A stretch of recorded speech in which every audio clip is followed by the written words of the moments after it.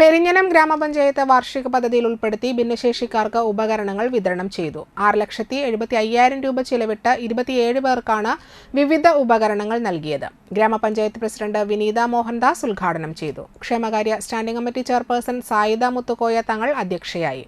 Vice president NK Abdul Nasar, panchayat അംഗങ്ങളായ Snehadath, Sujitha Saleesh, Selva Prakash, Sandhya Sunil, ICDS supervisor Prajina, assistant secretary Mini തുടങ്ങിയവർ സംസാരിച്ചു.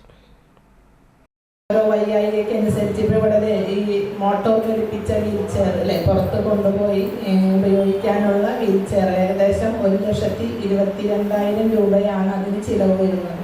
അത് 4 എണ്ണമാണ് ഇന്നിവിടെ വിതരണം ചെയ്യുന്നത്.